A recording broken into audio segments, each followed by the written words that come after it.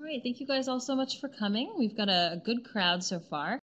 And we are reviewing Eco 201 first. That's microeconomics. So if anyone is here for macroeconomics, Eco 202, we will get started with that at 9 o'clock. So feel free to hang around or pop back in at 9. So for our 201 students, you are submitting Milestone 1 on Sunday or earlier if you're an overachiever and want to get it done. But yeah, your final project Milestone 1 is due this Sunday, and that's what we're going to cover today. But before we get into the documents surrounding that particular assignment, I do want to make sure that everyone has seen the final project document. Ideally, you peeked at this last week or when you were preparing for class before term. But if you haven't, now we have a chance to do that. So Vivian, if you're having any trouble with sound, the easiest way to fix it is usually just to log out, close out, and come back in. So this is our final project guidelines and rubric. Now you can find this document in the final project resource folder, and you can also find it in the folder where all of the rubrics are housed. So that every class has. So every class has the assignment guidelines and rubrics folder. You can find this there. It's also cross-posted in the final project resource folder that we have particular for Eco 201. So this is what it looks like. It describes to you what you're going to do in your paper. The paper is outlined for you, so you won't be creating your own outline or anything like that. You're just going to follow the outline that's provided, and that's how you're going to be graded on how well you address each of the points in the outline. And then there's the rubric that shows what the expectations are and how you'll be graded based on how you meet those expectations. So the overview is that you are sort of acting as a consultant and you're researching about your client company, so to speak. But really you're just writing this like a research paper, as if you were trying to learn more about a company based on the microeconomic factors going on there. And make some suggestions for them going forward. So that's the purpose of the paper. The purpose of the paper, again, is to take the microeconomic tools that we develop in this class, and those are all, again, they're all outlined in the paper that we're going to see here in a moment, to make specific suggestions about what the company can do to become or remain profitable. So if we scroll down, you can see a little bit more about that. So here is the outline that I mentioned earlier. Now you can see there are 6 sections. Your milestone for this week is just section 1, this Roman numeral 1, where it says introduction. And you can see that it's just 2 elements that you'll be graded on for that section. The first is outline the purpose of the paper, which I just briefly talked about, but we'll go into more detail. And then summarize the history and an overview of your company for what it currently does. So those are the only 2 things that you have to submit. It's one section. It's going to be usually around 2 pages long, but you can also see the rest of the outline here as well. So I think it's helpful for students to get a good bird's eye view before they jump in and do the milestone. So you'll see that the next section is looking at supply and demand. The third section is looking at price elasticity of demand. We haven't covered that yet. We're going to cover that next week. The following section, section 4, is looking at cost of production. So we'll do costs. We'll start that in week 4. And then section 5 is looking at the market, the overall market. So things like market structure and market share, barriers to entry. That is all things that we're going to cover in week 5. And then your recommendation sort of wraps everything up together. Using what you found, using your analysis, you will make some recommendations for the company. So it kind of ties everything that you've done together. But right now, for your milestone, you're just submitting section 1. All right. So if we scroll down, you'll see that it breaks out your milestones. So here you can see milestone 1 of your final project is just the introduction. Milestone 2 is the next 2 sections, and milestone 3 is the remaining 3 sections. And then in the final submission, everything will be together as one big paper. So you can think of each milestone as you're submitting a chapter or 2, so this is just like the first chapter. It won't be as long as a chapter, but You can think of it that way. And then the milestone 2 will be the next couple chapters and so on. But do think of it as one cohesive thing, even though you're submitting it in these pieces for each milestone. And then you'll see the final project rubric. Now, one thing I want to highlight here, and that we revisit come the final submission in week 7, is that the final project rubric has 4 different performance levels. I don't want to get too much in the weeds on this, but I do want it in the back of your minds. So you can score exemplary on your final for any of these given elements, and that gets you a perfect score on that particular element. Proficient is an 85% on that particular element, so that's like a B-level work. Needs improvement is you didn't quite do what you were supposed to do, even though you made an effort, and that's a 55% for that particular element. And then not evident is you missed it altogether, so you wouldn't get any credit for that element if you missed it altogether. So this is what the breakdown looks like. But what we'll notice, and I'll move to that in a moment, is that for your milestone, there is no exemplary. So everything sort of shifts up in terms of point value, and proficient becomes the full credit score. So we're really only expecting proficient level work at the milestone in terms of grading. You can certainly go above and beyond that and try to reach the exemplary even on your milestone draft, and very oftentimes that's exactly what happens. But just to keep that in mind, that you could be getting a perfect score on your milestone, but it's actually really at the B level in terms of the final project expectations. For the final project, you'll have the benefit of all the feedback you get from your instructor, and of course the chance to just revise on your own. So that's why the expectations are a little higher for the final project. But if you know what's expected, then you can try and aim for it now too, if that's what you're going for. I'm breaking up a bit. Okay, thank you, Ellen. Let me move myself. I feel like I'm kind of close to my dishwasher, which is running.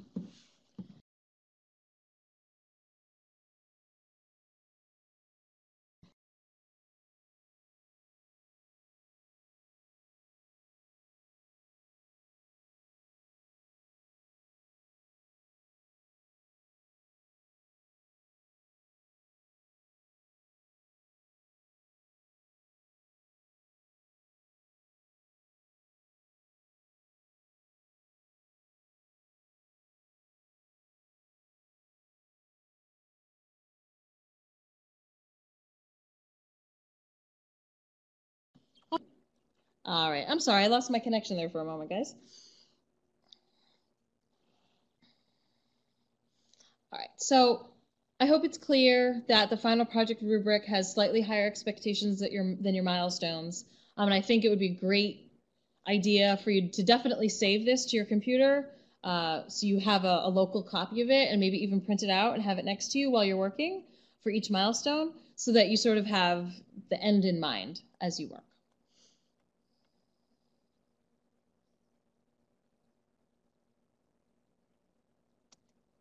All right. Andy, I would do the same thing if I didn't have 4 kids. I don't think I could fit even a small fraction of our clothes in the dryer for the whole week. Man, that would be great. All right, so now let's go to the actual milestone itself. Well, actually, we're going to go to the, I'm sorry, not the milestone rubric, but the guide. I'll make sure I pull up the right one. Here we go. All right.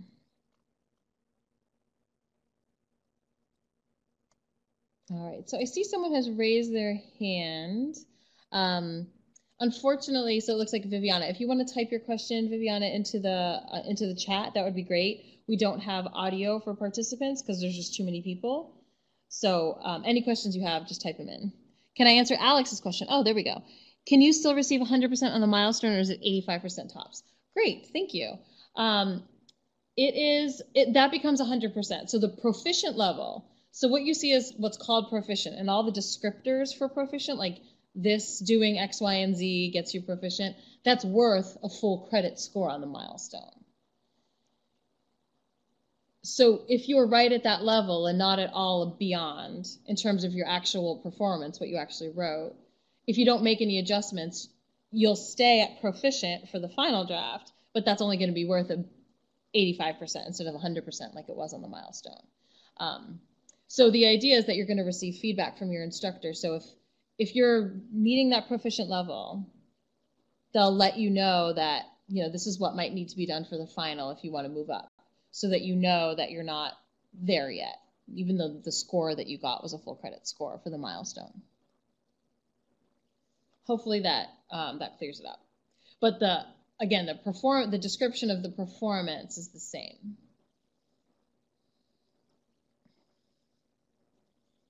Yep. Awesome. Yeah. And you'll see when you look at the milestone 1 rubric, you'll see that all the wording is the same. It's just that exemplary column is missing, and the percentage values at the top are different.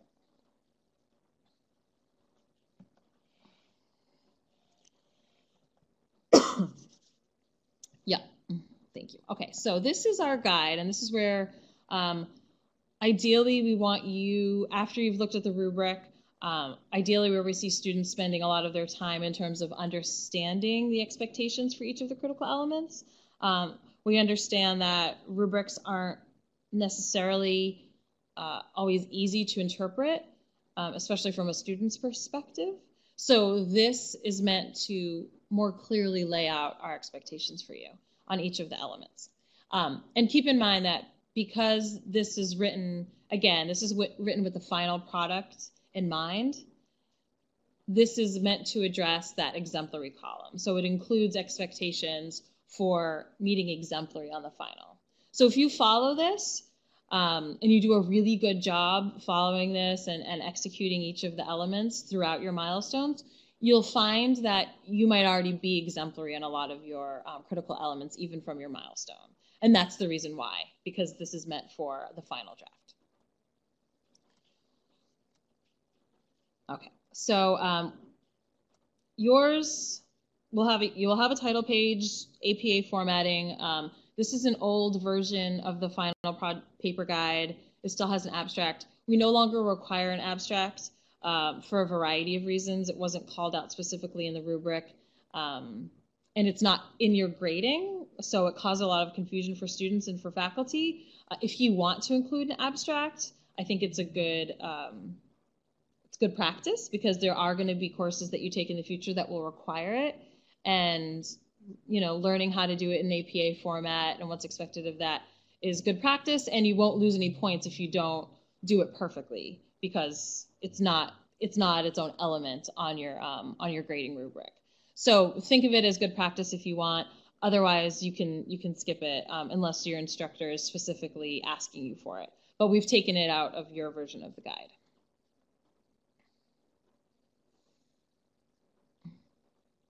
So the first page of your content is going to look something like this. Again, this is just generic APA formatting. This is the font. This is the font size. This is the margins, all that stuff. So Danielle, great question. Danielle asked if this is anywhere. And yes, this is in the final project resources link on the left-hand navigation side of all your courses. There's lots of great stuff there, this included, so do check that out. There's also an example paper from one of the first terms that this ran on Hershey Company. So you can read through that to get a sense of what the paper sounds like once it's written.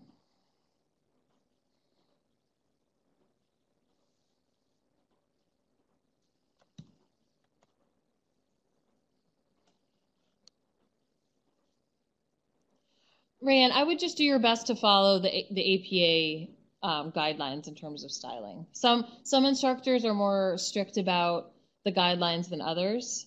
And if you use a template, if you just get a template from Word with APA, a lot of that stuff is built right in. So you can just build it right in. Yep. So your first page, you're going to have the title of your paper here, and then right from there is going to be your introduction. Now your introduction is separate from the history of the company and the overview of the company. So a lot of students tend to intermingle these. So I really want to be clear on this part that you keep them separated in this way. So you're introducing your paper, why you're writing this paper. So a person's about to read this. In this case, you know, it might be your client because you're acting as a consultant, but they're going to read this paper and say, okay, well, what am I about to read about? What is this going to do for me? So the purpose of your paper, again, is sort of already outlined for you. You're doing a microeconomic analysis of a company in order to come up with some recommendations for their future success. So that's the general gist of it. You're obviously going to want to go into a little bit more detail and personalize it for your company, the company that you're researching. But that is the general purpose of your paper. So that's what's going to be explained in this first paragraph. And then from there, you're going to go into the history of the company. So you'll notice that this has its own little subheader, history of the company. You might want to say history and overview, however you want to phrase it. This doesn't exactly have to say that, but something along those lines.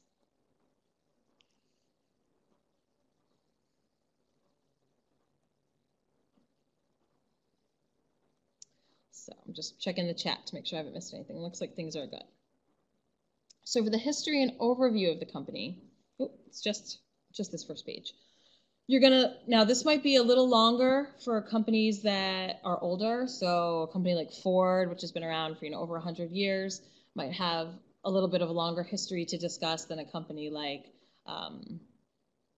Solar First or Netflix that are relatively young compared to a company like Ford.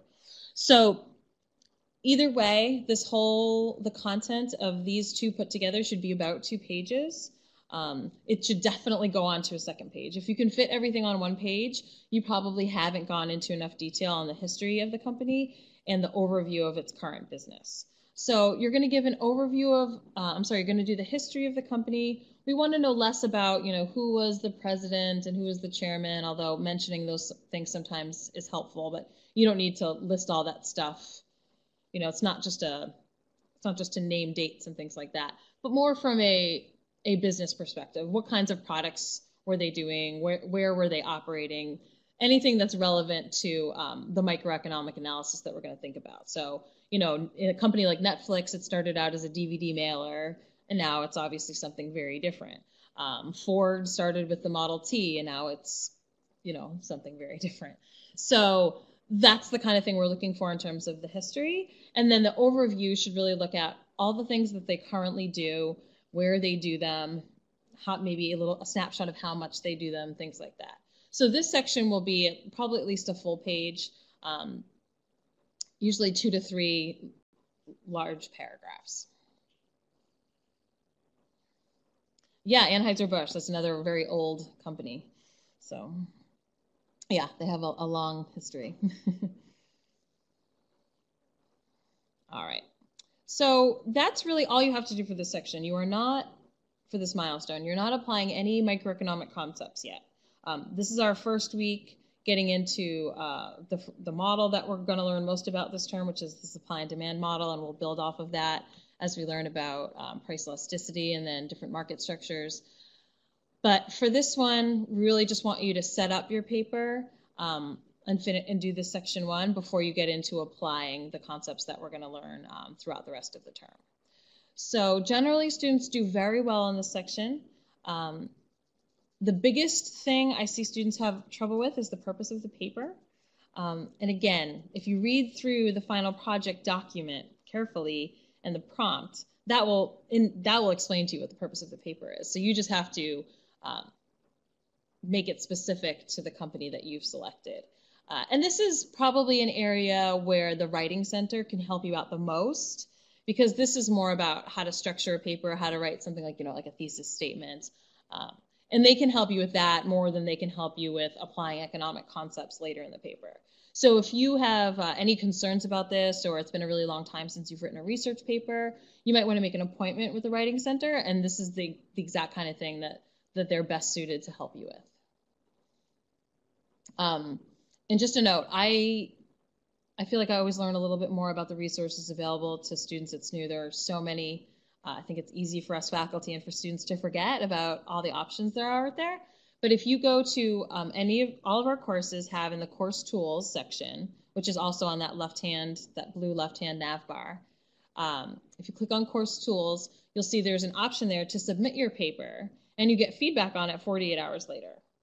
So obviously you need to submit this by Sunday, and I'm not sure how the weekends work, but if you can put something together, or even if it's just you want help with that first intro paragraph and how to introduce your paper before you go into the history, you could just write that up and have it submitted by tomorrow afternoon, potentially that early, and they could turn it around for you pretty quickly. So again, these are things to consider. It's very easy to submit. You can also make one-on-one appointments where they meet and go over it with you. I don't know how the timing of that works, but that's something to consider too. Yeah, exactly. So Ellen says they're only going to provide feedback on the writing, which is why I think this is probably the portion of your paper where they're best equipped to help you, because this is less about, again, this is nothing to do with economic concepts at this point. This is just introducing the paper and reviewing the company. So they can help you with things like if they notice any APA stuff is off, if they notice grammar mistakes, if you want help with writing your thesis statement, the purpose of your paper. Those are all things that they're well suited to help you with. Yep, and so Beth asks, for those listening to the recording at home, if we need to cite references. Yep, so any information that you get from an outside source, whether or not you put it in quotations, if you paraphrase it, but it's still information you got from a website or a document that you found online or through the Shapiro Library, you would cite it. If you do want to use the exact wording, make sure you put it in quotations and cite it. And anything that has an in-text citation needs to have a follow-up full reference on your reference page. We can actually scroll down to that. If on the bottom of this guide is a little overview of citations. This isn't part of your paper, but it gives you an overview of using in-text citations. This is from an APA template. And then this is what your reference page will look like, just to give you a sense of the look of APA formatting. And we've got a link here as well for some help. I mean, we have lots of options for help with APA formatting. There's a link in your course. Again, that's on the left-hand nav bar. And then the Writing Center is a great tool as well. And we've got other links within the course to help with things like citation management. So Lindsay asks, do we need to have signal phrases with doing in-text citation? I'm not sure what you mean by that, to be honest, Lindsay, but maybe some other faculty on the line can help me out. Margaret, you can have as many resources, as many references as you need.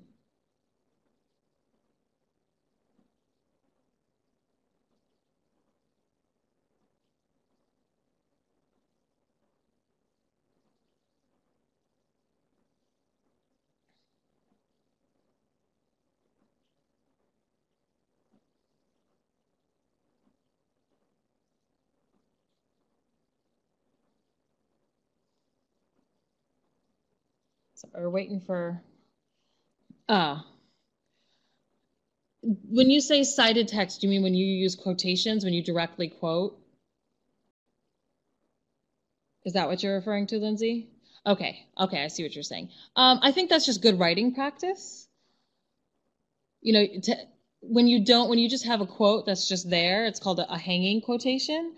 And it does make the reading more difficult. So I would say yes, in terms of proper writing. In terms of the grading, that's going to be an individual instructor, but that could get you dinged on the writing element of each rubric. Yeah, I mean, there's different ways to sort of introduce direct quotations. But that's one way. John Smith notes that, and then quotations, whatever John Smith noted. That's one way to do it.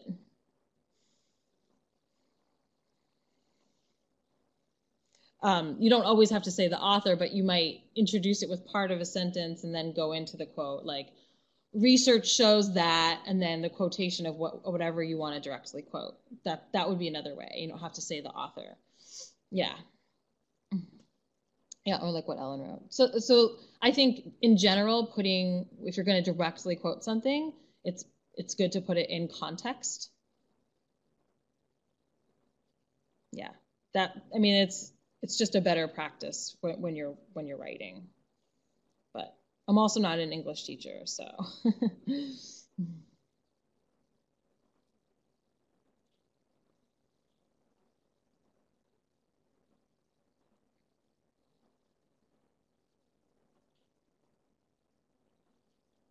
So Viviana, I see that your hand is raised. Did we miss a question?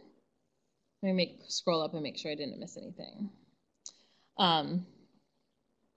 So Tom asks, given that the history of the company will be derived from the company's website, should we summarize the history and cite the whole paragraph?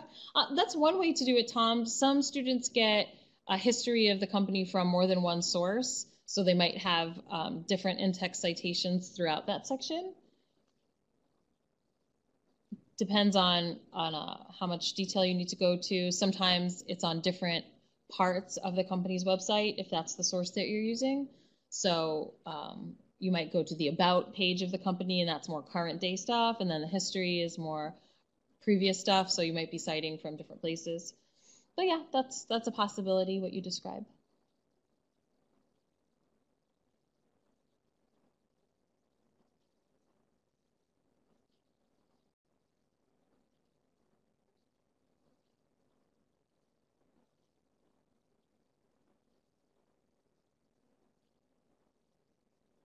Okay.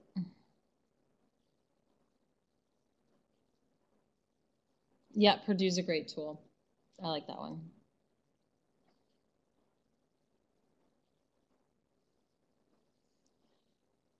Yeah, thanks, Jose. That's probably a very thick book, but thankfully that's why we have the internet, so we don't have to get the many inches thick manual.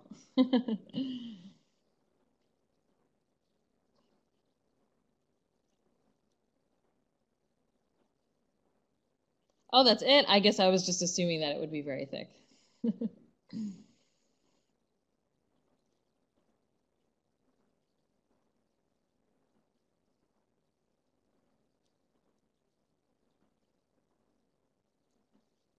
But very easy access online. Well, I bet you're an APA pro then. You can run circles around all of us when it comes to proper APA citation.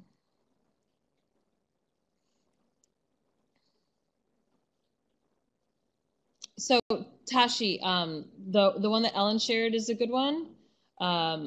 There's also ones I've heard students have success with, like Citation Machine and Cite This for Me. I haven't used them myself, so I can't speak to how easy they are, but for myself, I tend to use the OWL Purdue one that Ellen shared.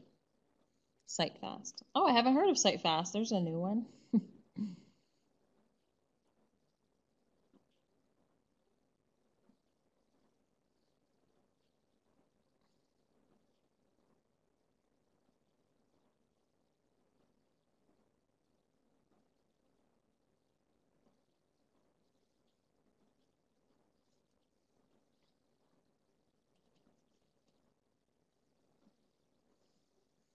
Okay. Yeah, hopefully Cite Fast is another good one that we can add to our repertoire when it comes to referring students.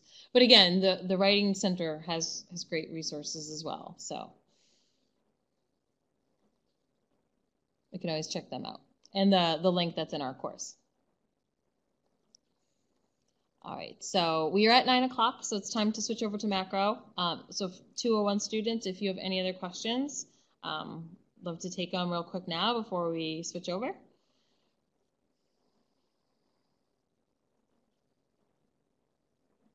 Awesome, doesn't look like it. Okay, well, thank you all so much for your time, and ECO 202 students, welcome.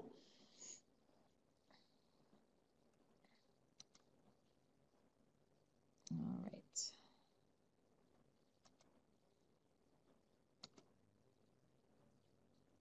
Right, so we are going to first get started before we jump into the guide for your final project to review what you need to deliver for a final project milestone 1. I do want to pull up the entire final project guide so we can get a quick bird's eye view of that. Oh, Jose is asking about our 201 rubric. Let me just answer that question quickly. So Jose, for that, it's best practice to read the final paper rubric because that's the final product that you're going to submit. In terms of exactly how you'll be scored in terms of point value, that's what's going to be on your milestone rubric. But all the actual information that you need is in the final paper guide, final paper rubric, including the breakdown of what needs to be delivered for today. All right, so 202, final project document. Let's get that up for our macro students. We do have quite a bit to cover today for your milestone, so I won't spend too much time on this, but I just want to show you what it looks like. And this is sort of what Jose was just asking about. The same deal applies to 202. These courses kind of match each other in terms of their layout. So this is your final project guidelines and rubric. You can find this in the assignment guidelines and rubric folder in your course. You can also find it from the special link to all the final project resources that's on the left-hand side of your course. So this gives you an entire overview of the assignment. It gives you the prompt for the assignment. It gives you the outline for the assignment and the rubric for the assignment. So this has everything you need to understand what your project is all about. It is a PowerPoint presentation. It is broken into 3 separate milestones. And then there's a final project submission in week 7 where you get to revise your submitted work.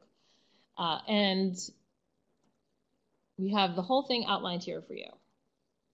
So now most of you, I hope, already looked at this, especially given our first week's discussion, which was about, which time period you're going to select for your analysis.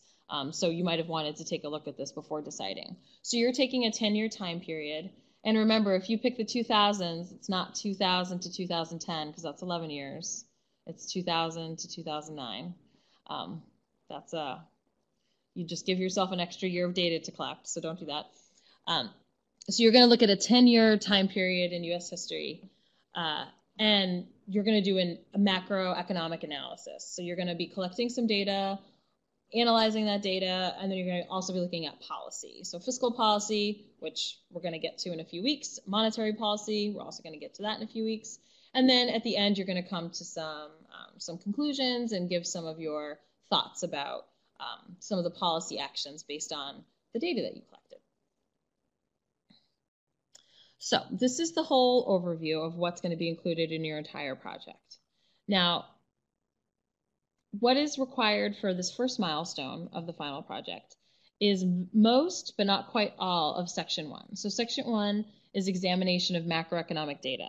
So this aligns with what you're covering this week. This week you're covering GDP, unemployment, inflation. And interest rates are related to this, as we'll see when we go over the guide. So all that is included in this first section. So you're going to be submitting Section 1A through C. The only thing you're not going to include in this section is D. We cover foreign trade in week 6, so that's not going to be included until your final project submission. So it's these 5 elements, A1, A2, B1, and B2, and C. So 5 critical elements of content is what you're going to submit for this milestone, which is due Sunday. The foreign trade will not be included, and then the government policies come up in future milestones, and the conclusion, again, that's going to be part of your final project submission. So here you have your full outline, everything that you're going to include on your slides. This goes through how the milestones are broken down. So we just talked about that a little bit for milestone 1, and you'll see what's included for milestones 2 and 3. So those are due in weeks 4 and 5. And then the final project is due in week 7. And then this is how you will be graded on the final project, the week 7 submission. What you'll notice here is that there are 4 different sort of performance levels. There's exemplary, where you get full credit for that element. Proficient, which is like B level work, so it's worth 85%. Needs improvement, which is where you attempted it, but you didn't quite do what you were supposed to do. So that's at 55% of the points available for that element. And not evident is if you missed it altogether, in which case you don't get any points for that element. So you're going to be scored on each of these elements based on what you read in the box. So if you do what's in the proficient box for examination of GDP growth rates and trends, you'll be getting 85% of the points available. If you do what it says here in the exemplary box, you get 100% of the points on your final project. Now, the reason I want to point this out to you today, even though this is applicable for week 7, is because your milestone rubric is going to look exactly like this, except with the exemplary column taken out. So on the milestone rubric, proficient becomes the highest scoring level. So all the words that you see in here will be exactly as you see them on the screen and exactly as you read them on your copy of this. But just what will change is this 85%. It will be 100% on your milestones. So you could be doing what is considered B-level work, but on your final project, but that B-level work on your milestone could earn you a perfect score. And with the expectation that if you want to get full credit or an A-level work on the final, that you'll make some adjustments based on the feedback and based on what you've learned throughout the rest of the term to make improvements and sort of move up a performance level. So I just want everyone to be clear, because a lot of students get caught off guard. They do great on their milestones and they don't make any adjustments on the elements where they may have needed to, and then they wonder why they did the same thing, but they're not getting full credit anymore. They're only getting 85% credit. So that's where that comes from.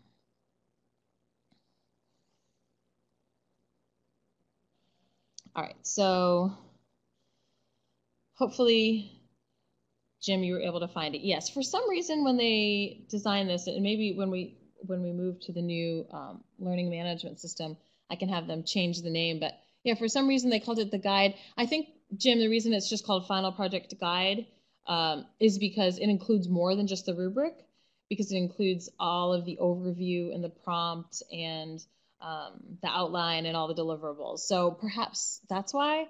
But here at the top, you'll see that it has the full name. So ECO 202 Final Project Guidelines and Rubric. But for some reason, they shortened the name when you see it in Blackboard. And so you don't see it until you open it up. But it is there. All right. So that's really all I wanted to point out about this. So when you open up, if you choose to, if you want to open up the Milestone 1 rubric, you'll just notice that there's only 3 levels, and it's called proficient, but it's worth 100%. So there's that switch when you get to the final project. So just keep that in mind. Yeah, I agree, Jim. But that's why we have this, and hopefully, your instructors are reminding you about how to navigate those little nuances. So, all right. So let's just jump into what we need to cover, since you guys do have quite a few elements to deliver for this one.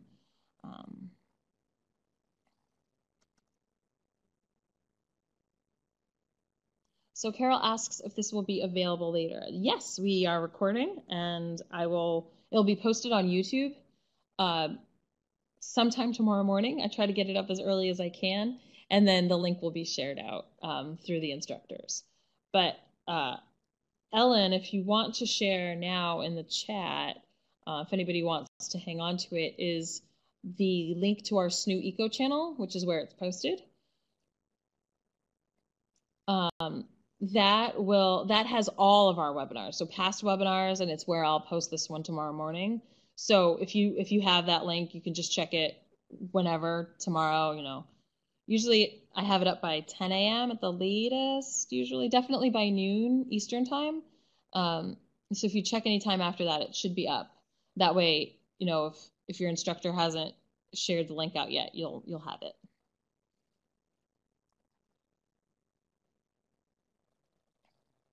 Okay, so let me find the right file here.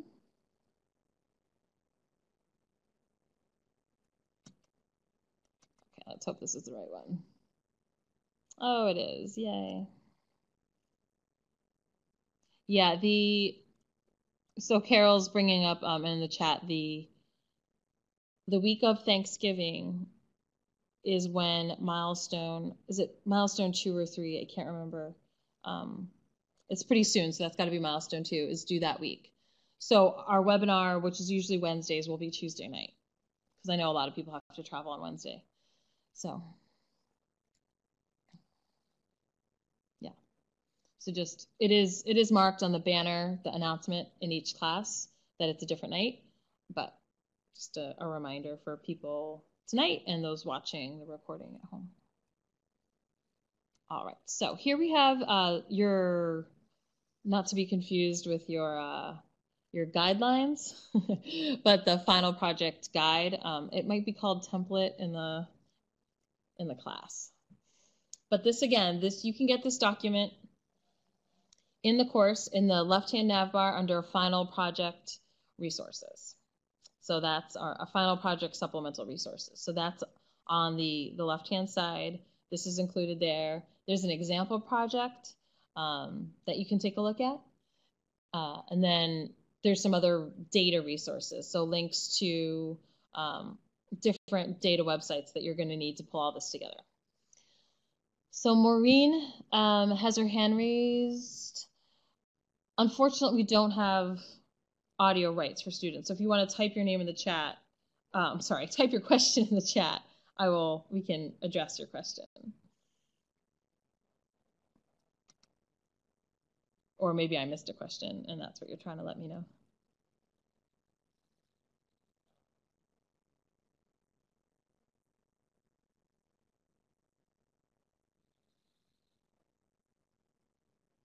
Oh, okay. I thought there was a question coming through, but so this is what your presentation is going to look like. You don't have to use this this SNU background for your PowerPoint slides.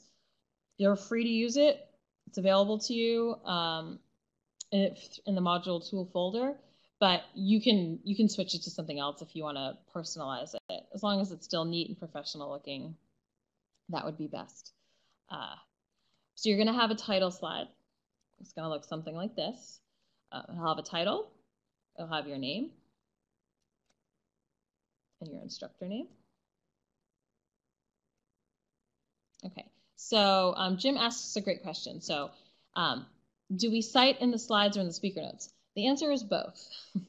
So if you put something on the slide, a data graph, your own graph that you made with data that you got from a site, any sort of information that you put on the slide, you would use an in-text citation, whether it's a little note under the graph, just at the parentheses, you would cite that way. If it's a bullet point, you would cite it at the end of the sentence, just like you would in a Word document. And then in the speaker notes, which is going to be obviously written out more like a paper, because you can have long sentences there, even paragraphs. You would treat that just like you were writing in a paper. So Maureen asks, can I follow the exemplar as it is? Are you talking about this document when you say exemplar, Maureen? Okay. Yes, you should be able to follow this, but I would still read the rubric, because the rubric is going to go into, the rubric is how you're going to be graded. This is more trying to help you better understand the expectations of the rubric, but you still need to read the rubric.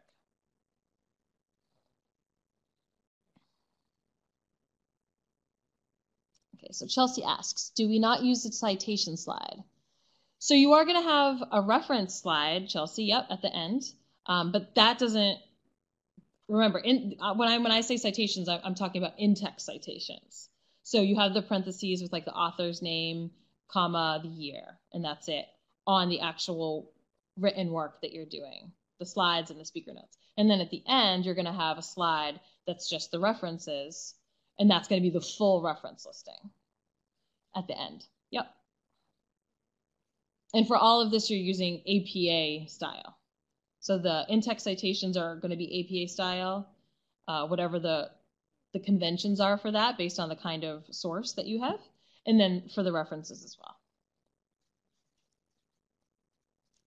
The only thing that APA doesn't have is APA doesn't have rules about PowerPoint slides. So there's no, you have to have this font and it has to be this size. They don't have rules about that. So you have a little bit more leeway compared to a paper when it comes to that kind of formatting. But the way that you do your in-text citations and the way that you do your references should be the same as if you were writing a paper. So Kelly asks, what are speaker notes exactly? Are they like footnotes? So that is a good question. They're not like footnotes. So speaker notes are in the traditional sense of when you are actually giving a presentation, in front of a group of people.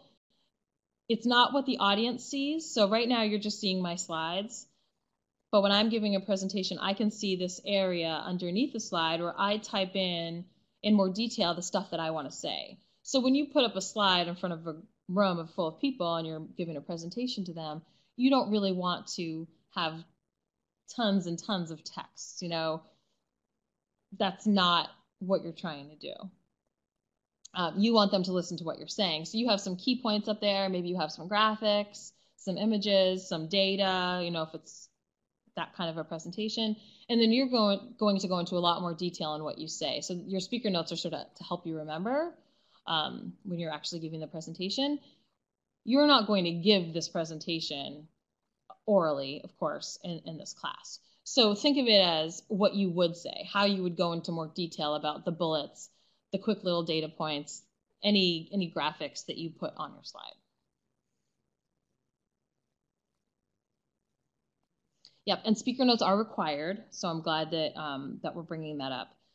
You'll notice in the rubric, again, this is why it's important to read the rubric, the needs improvement performance level, which is not a passing grade level on the final project, says that you will land there if you do not have speaker notes. So let's say you're on this first, one of the first graded critical elements on GDP. If you don't put in any speaker notes, according to the rubric, that will land you at needs improvement.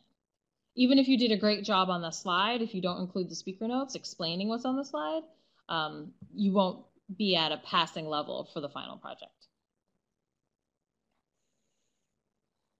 Yes, Jim, exactly like the old index cards. It reminds me of those presentations I had to give in high school. We didn't have all this back then. So Kelly asks, is it okay to put pictures of our time period we chose in our slides? No, I think that's great. A lot of students don't jazz it up. I think that would be lovely. I think there's a way to do it well. So without it being too busy and without it taking away from the information, I think that's actually a good approach to a nice PowerPoint presentation, is to use imagery and not just have a couple of boring, I know, I'm one to talk because these slides are not ideal slides that I'm showing you because this wasn't meant as a presentation. It's obviously, I put it in PowerPoint, this guide, to explain to you the expectations of the elements because you're doing a PowerPoint presentation. But as an actual PowerPoint, these slides are not beautiful. So I apologize for that. Yeah, yes, please be creative. I actually love making PowerPoint slides, so the fact that I had to make these so boring is a bit sad, but I know that it's for reading. It's not really for presenting. It's for you guys to read as you're working through your milestones. All right, so I'm going to scroll back up really quick because we haven't gotten into the slides, into the elements yet, and I might keep you guys past 9:30. I hope that's okay. So this first slide that's built into the template is not part of a particular critical element that you're going to be graded on, but it sort of sets you up for for the future elements that you will be graded on. So that's why we've included it here. And this aligns nicely with the discussion board you did last week. So this shouldn't be a huge add-on. You can leverage a lot of what you did in week 1. So 10-year period of US of your 10-year period, you would obviously replace that, like let's say with the 80s or whatever, and include some key events. This would be a great place to put some images. And don't forget the speaker notes. So this is where we're going to get into the meat. So there's 2 elements on GDP. It says 1 to 2 slides. It's often 2 slides. What you definitely need to show on at least 1 slide is the graph of real GDP growth rates. Okay, so one mistake that students bump into here is that they show real GDP in dollars, but not in growth rates. Okay, so if you follow this link, it will take you to the real GDP, and then this calculator, well, it's not a calculator, this explains to you, this link, calculate the growth rate, tells you how to do the calculation. So you can get each year and then do the calculation to show the growth rate from year to year to year to year to year. You do need a growth rate for each of the 10 years. Some students will just do they'll do the growth rate from the start to the growth rate at the end of the 10-year time period, and they'll just have one number, but that's not what we're looking for. We're looking for annual growth rate. And if you get pretty savvy at Fred, when you follow this link, there's some ways to adjust it so that it can show you the growth rate instead of just the dollar number. That's a little bit more involved. Not everybody likes to mess around with formatting the graphs in Fred. For some people, it's just easier to calculate it themselves. It's really up to you. There's a video here that introduces you to Fred and helps you get to know how to do some of that stuff if that's the route you'd want to go. But as long as at the end of the day on your slide, you show the annual growth rate for real GDP for each of the years, you're good. Whether you did it through Fred or you did the calculation yourself. So Maureen asks, when you say each of the 10 years, what do you mean? Is it for every single year? Yeah, so let's say you did the 50s.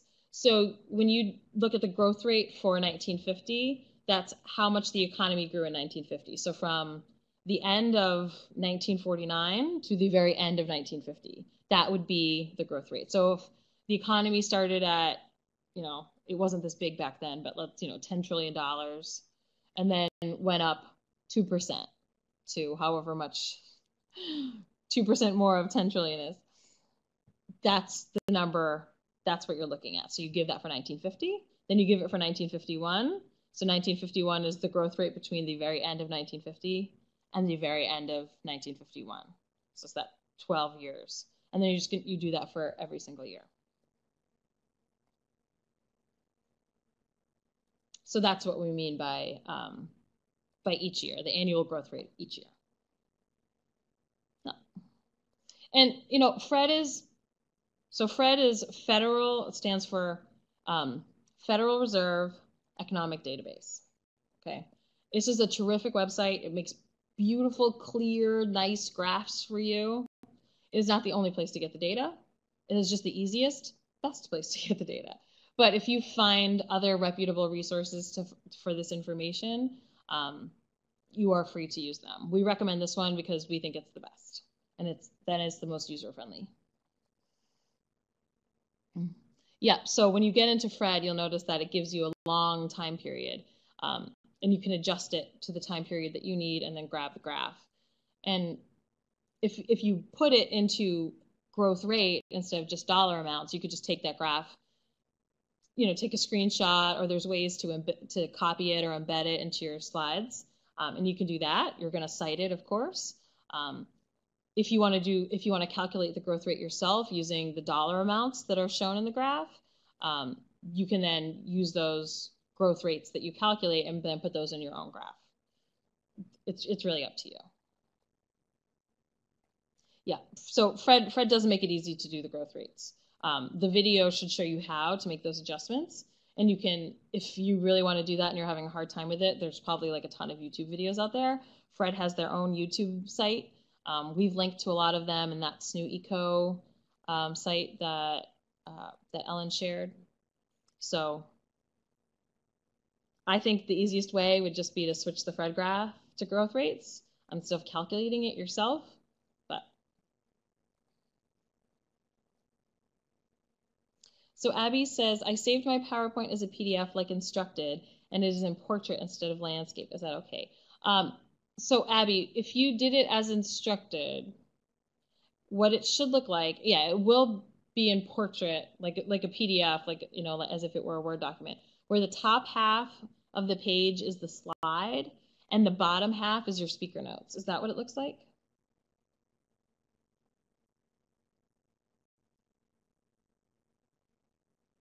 Then you did it perfectly. That's fine. Yep. So the reason that we ask students to do that is because it makes it easier for us to see your speaker notes and to give you feedback, to give you inline comments on your speaker notes. If you just submit it as a PowerPoint, we can download it and then read the speaker notes, and that's fine too, but we won't be able to give you any inline comments on the speaker notes, which can sometimes be beneficial. So I usually ask my students to do that too, Abby, when I teach this class. Yeah. I'm actually kind of a drill sergeant about it, but I get 100% almost compliance. I haven't taught this class in a while though, so I've no one to get mad at me for being such a stick in the mud about it. Okay, so you've got your data, you put it on your slide, but then you have to talk about it. So this is where the speaker notes come in.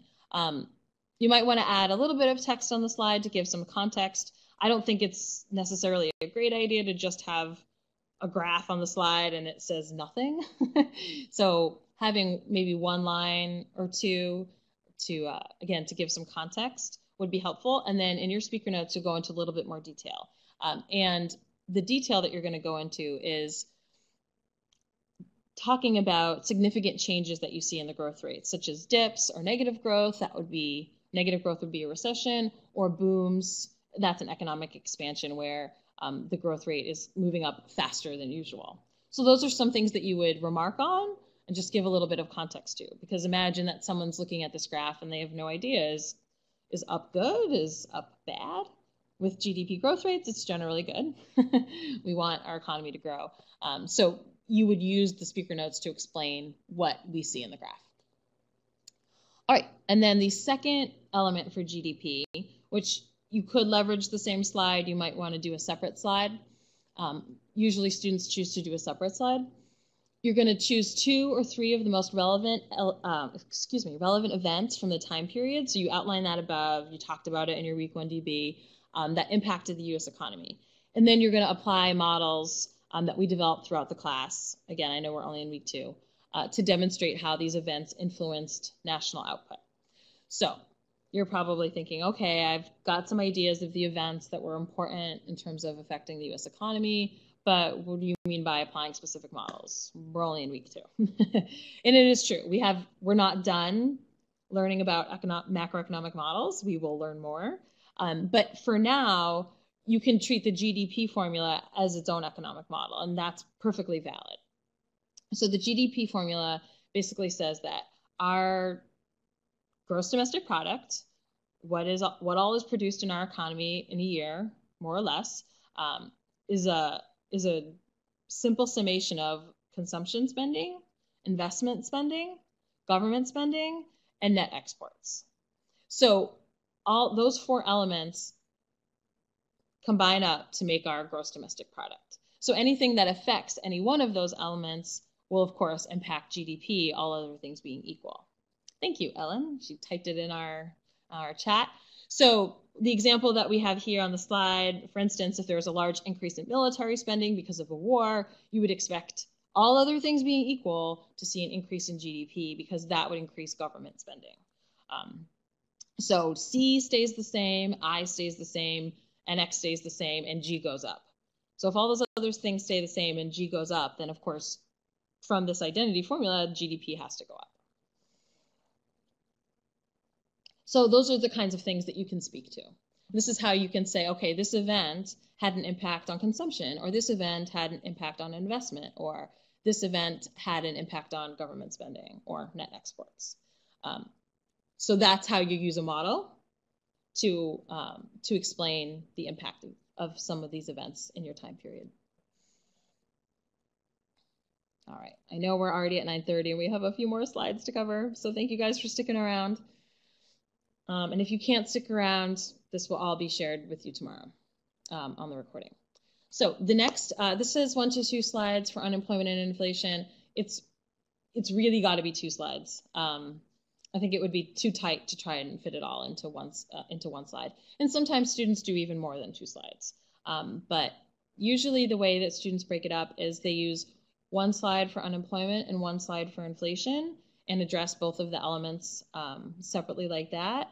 Or they use 1 for the first element and look at the data for unemployment and inflation, and then use the second slide to do the analysis.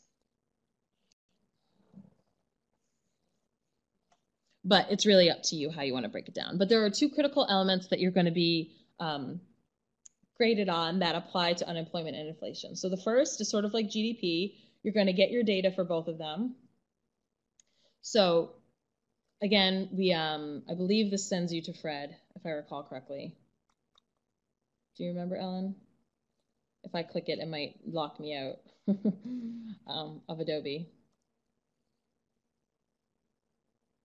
So Abby, you might be looking at the blank template where you can just put in your stuff that's in Module 2. This is in the supplemental resource folder. Could that be what it is?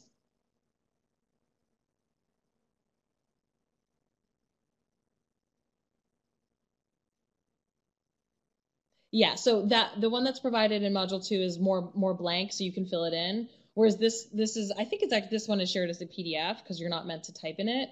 And we want the hyperlinks to be active, but I might be wrong. I can't remember if this is a PDF shown to you guys or if it's saved as a PowerPoint. But yeah, that's why that one is there. It's meant for you to actually go right into and use as your file. These links go to BLS. Okay, thank you. So these links here for inflation and unemployment go to BLS. Fred also has this information, so you could go to Fred too. Fred gets it from BLS is what I would guess. But either way, as long as you're getting it from a reputable source, you can use the link here or you can use your own. All right. So once you've got your data, you're going to do something similar. You're going to just sort of explain what we see in the changes. And then 1 step further, you're going to explain how inflation and unemployment are calculated for the data that you've presented.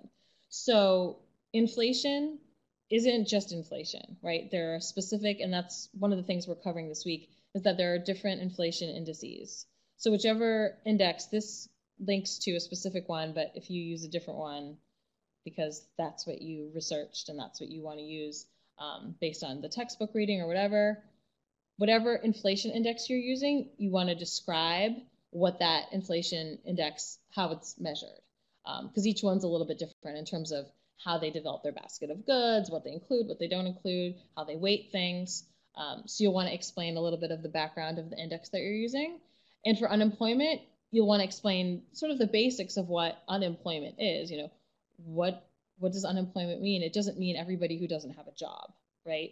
That's not how we get unemployment. You know, we don't include children in our unemployment figures. We don't include retired people. We don't include students at college who aren't looking for jobs, things like that. So that's what we're looking for in terms of some additional explanation once you've shared the data.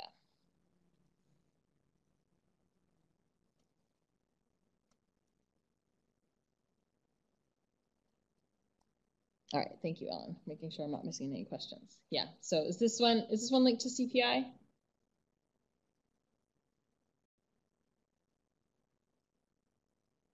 Because I know that the textbook goes through a few different ones.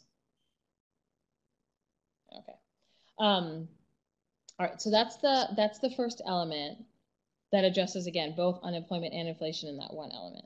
Now, the second element, again, going both towards unemployment and inflation. So this is why you can see you might need some extra slides. Again, you're going to apply specific models developed throughout the course to demonstrate how the previously selected events influenced both unemployment and inflation during this time period. So one of the models that we're going to develop later on, the aggregate demand, aggregate supply model, obviously we haven't covered yet, so you'll see here it's mentioned that's something you might want to bring in for the final draft. But for now, you can just discuss how unemployment and inflation were related to events in the time period. And through your reading and through how you see GDP move, this should be still doable without going into as the level of detail that we'll expect in the final. I don't usually see it as a problem for most students. We understand that you won't be able to use something like the aggregate demand, aggregate supply model yet because we haven't covered it. So that's more of a final draft expectation. But since you already have researched the events, you've already seen how they impacted GDP, and you can see where inflation and unemployment move in correlation with those things, you should be able to address this topic, in addition to the research that you do in the reading. But it's not going to be a ton. So you can see that with this one, it might make sense. You have your slide on unemployment, you show the data, you talk about what unemployment is, you talk about how the events impacted unemployment. You do all that in one slide between what's on the slide and what's in your speaker notes. And then you do the same thing in inflation in another slide. So you break it up by the data metric instead of by the critical element. So hopefully that makes sense. Most of my students tend to go that route, but it's up to you. All right, and the last one, this one is generally pretty straightforward. We have it well outlined here. You're going to get the interest rate data. We've got a few choices linked for you here. The federal funds rate is the most basic rate, so to speak. That's the rate that the Fed sets and what their target rate. So when you hear about the Federal Reserve raising rates, this is the one that they're referring to. The 13-month Treasury rate is another sort of baseline rate when we talk about interest rates in general, moving up and moving down. So this is the rate on 3-month Treasury bills or government bonds.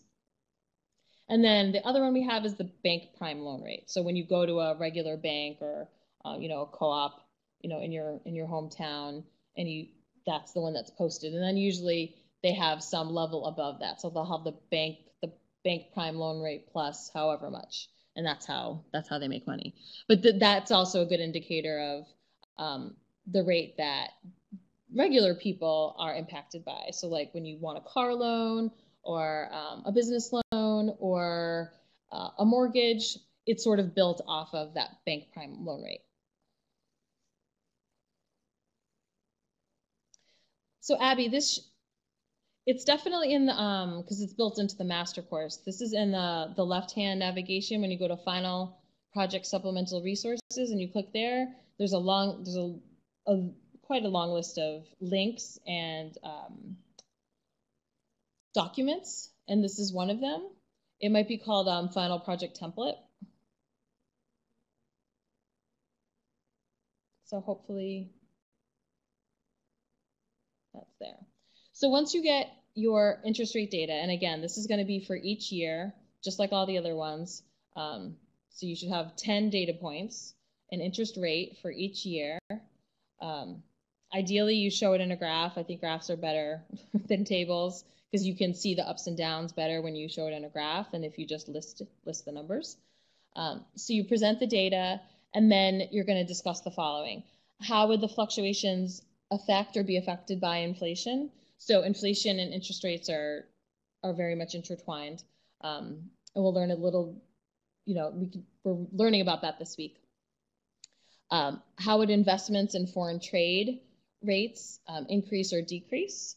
So how is, if the rates go up, how does that affect investment, business investment, and investors, especially investors from abroad? And how does business investment domestically change if interest rates are higher and the payments on loans are higher? And how would the GDP of the American economy be affected? So those are some of the things we want you to discuss. And most of that, of course, is going to go in your speaker notes because you're going into a bit more detail. And then we've got a link here that gives a little bit more additional background into the relationship between interest rates and GDP. So I would definitely recommend that you check that out sort of before you get started. And then you can do some further reading in that section of the textbook as well. But generally, I find students, as long as they address each of these 3 questions, they tend to do a pretty good job on this one.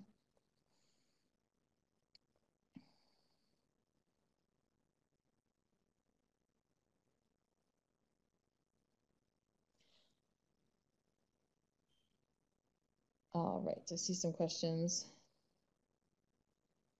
Okay, so hopefully everyone is able to find this document in their course. I hope Abby okay, Abby says she was able to find it. Great, I missed that. So I think it's easier. I know that it's, if you go to the final project supplemental resources on the left-hand side, it does have the milestone ones broken up. Some students found that more convenient, and so we offered that.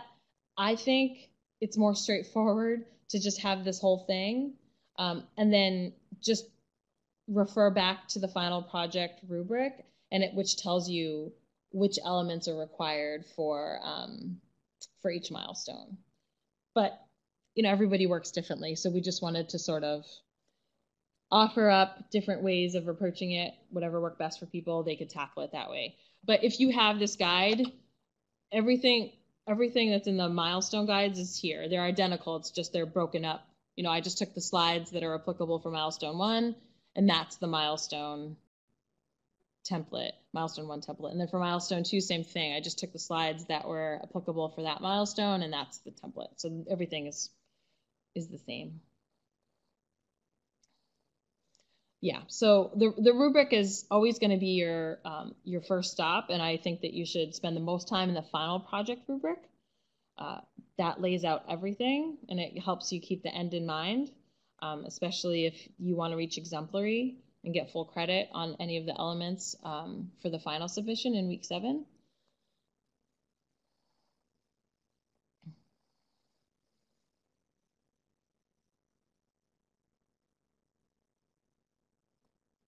Yeah, Kelly, the slides are definitely more detailed, but I think the reason that you always want to look at the rubric is because it describes the different performance levels.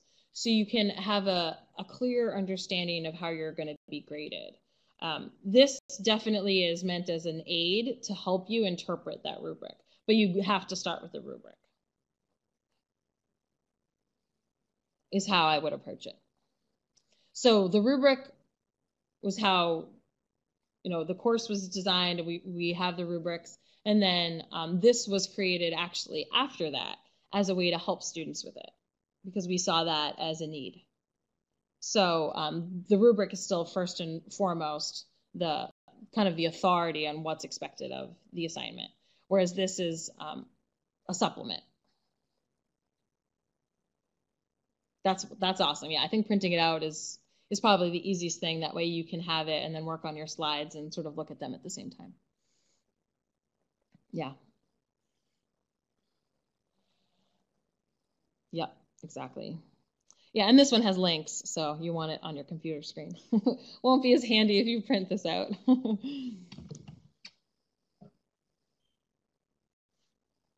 All right, so I know that this is a lot, but really, if you collect all the data the way that we described, if you're always including speaker notes and you're explaining using a lot of the macroeconomic terminology that we're working on this week, because we're focused on GDP, inflation, and unemployment, so it aligns with all this, in your explanation of what's going on, you're going to do a really good job.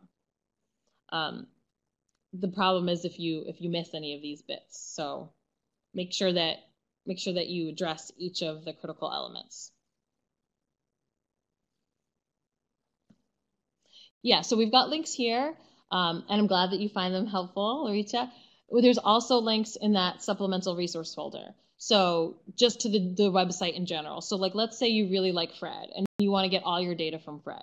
You can just go to the Fred link that's there. and type in, okay, I want to find interest rates, and it will take you to all the different choices for interest rates.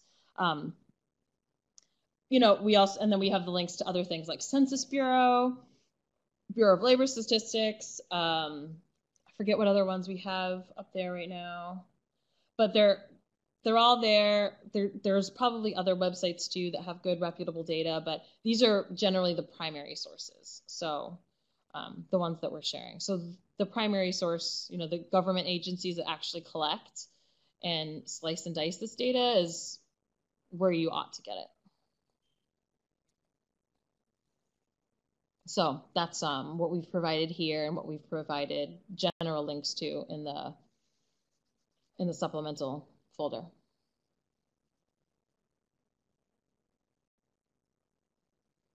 Yeah, because a lot of times people just Google things and they don't quite get the right information. So you will be pros after this class about knowing where to go to get your macroeconomic data. Yeah, or old data. All right. Real quick, we still have a few people hanging around that have bared with us 15 minutes extra. There is a link to some APA style stuff. We've got lots of resources for APA for those of you who need a little extra assistance with citations or just always need a resource. Like I don't know how to do a citation. I have to, look up the formatting when I do my citations. I'm not a walking manual for that myself either. So we've got a link here. There's a link in the left-hand navigation bar of our class as well. You've got this new writing center. So there's lots of supports if you're unsure what your in-text citations should look like and what your reference listings on the reference side should look like. So make use of all that's available to you.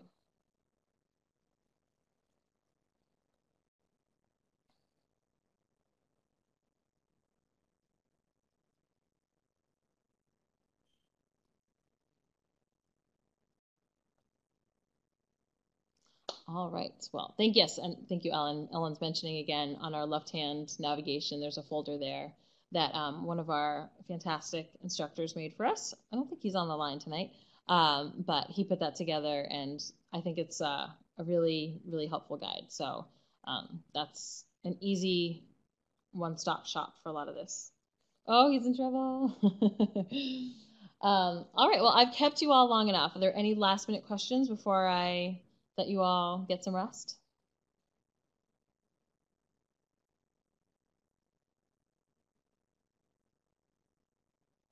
All right. No, thank you. And definitely check out that video, the how-to video on Fred and their other videos that they have on YouTube that Fred has made. That will make you feel a lot more comfortable with the tool before you jump in. You can get everything you need there.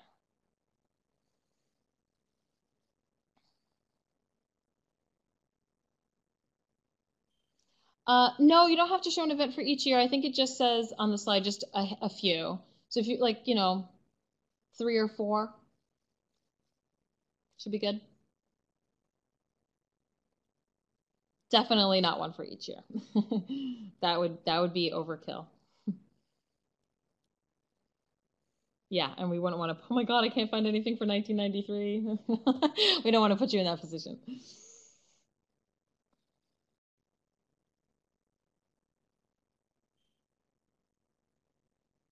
All right. Well, doesn't look like there's any more burning questions. So if anything does come up between now and Sunday, just give your instructor an email, and hopefully they will get back to you in time for you to get what you need to get done.